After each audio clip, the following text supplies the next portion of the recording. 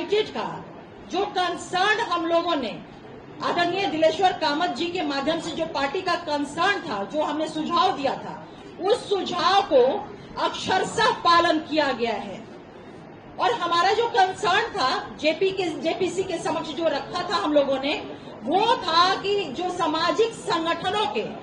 बड़े नेता थे, उन लोगों ने अपनी आशंकाएं, अपनी चिंताएं हमारे माननीय मुख्यमंत्री आदरणीय श्री नीतीश कुमार जी के समक्ष रखा था और उन्हीं आशंकाओं और चिंताओं को हम लोगों ने जेपीसी के समक्ष हम लोगों ने रखने का काम किया था।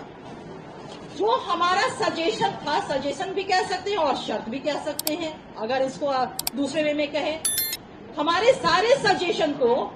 मान लिया गया था। 5 सुझाव हम लोगों ने दिया था जेपीसी के समक्ष और वो 5 सुझाव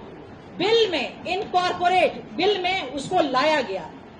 तो हमारी पार्टी ने समर्थन दिया। पहला जो हमारा सुझाव था, जमीन राज्य का मामला है, लैंड स्टेट मैटर है और इसलिए कानून में भी ये प्राथमिकता बरकरार रहेगी। अब सोचिए कि जिस राज्य का, जिस प्रांत का, जिस बिहार के माननीय मुख्यमंत्री श्री नीतीश कुमार जी मुख्यमंत्री हैं, वहां पर जमीन को लेकर के जिस तरह से बातें उड़ाई जा रही है, कही जा रही, भ्रम पैदा किया जा रहा है, कहीं कोई इस तरह की बातें हो सकती है क्या? माननीय मुख्यमंत्री नीतीश कुमार जी के रहते हुए अल्पसंख्यक, वंचित, शोषित, ये तमाम तबकों के हितों की रक्षा पे कोई उंगली भी रख सकता है क्या? जिसका निगाहबान, जिसकी रक्षा सुरक्षा माननीय मुख्यमंत्री नीतीश कुमार जी स्वयं कर रहे हैं। दूसरा हमारा सजेशन था कि यह कानून पूर्व प्रभावी नहीं हो, यानी कि रेट्रोस्पेक्टिव वे में ना होकर के प्रोस्पेक्टिव वे में ये प्रभावी होगा, यानी कि जो चीजें जैसी हैं वहां से नहीं, बल्कि जब ये बिल एनेक्टेड हो जाएगा महामहिम के हस्ताक्षर के बाद, उसके बाद से इस बिल के प्रावधान प्रभावी होंगे। तीसरा सुझाव हमारा जो था सजेशन, वह कि अगर वक्फ की कोई संपत्ति रजिस्टर अगर नहीं है, लेकिन उस पर अगर कोई धार्मिक भवन जैसे कि मस्जिद हो गया, दरगाह हो गया, ईदगाह है, कब्रिस्तान है, जिसे आप लोग सुनते होंगे कि लोग जो चिंताएं व्यक्त कर रहे हैं, भ्रम फैला रहे हैं कि सब जो है वो बर्बाद कर ली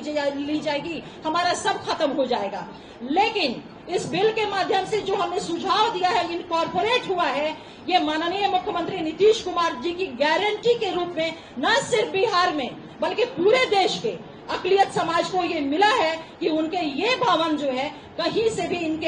इनके साथ छेड़छाड़ या किसी भी तरह का उसके साथ नहीं किया जाएगा। चौथा हमारा सजेशन रहा है, जो इनकॉर्पोरेट हुआ है, जिसको माना गया है, वक्फ संपत्ति से जुड़े विवादों के निराकरण के लिए जिलाधिकारी से ऊपर के अधिकारी को अधिकृत किया जाए। इसको भी शामिल कर लिया गया है इस बिल में, जो हमने सुझाव दिया था। 5वां हमारा सुझाव और अंतिम सुझाव कि वक्फ बोर्ड की संपत्ति के डिजिटलाइजेशन के लिए, जिसको हम बोलचाल की भाषा में हम लोग कह रहे हैं कि पोर्टल पे रजिस्ट्रेशन की बात कर रहे हैं, तो उसके लिए 6 महीने का जो समय बिल में था, हम लोगों ने इस चीज को सुझाव दिया था कि इस समय सीमा को बढ़ाई जाए और हमारे इस सुझाव को मान लिया गया। ये हमारे 5 महत्वपूर्ण सुझाव थे जिसकी मैंने आपके समक्ष चर्चा की है। इनको जब बिल में इंट्रोड्यूस कर लिया गया, इनको बिल में इनकॉर्पोरेट किया गया, तब जाकर के हमारी पार्टी जनता दल यूनाइटेड ने बिल का समर्थन किया है।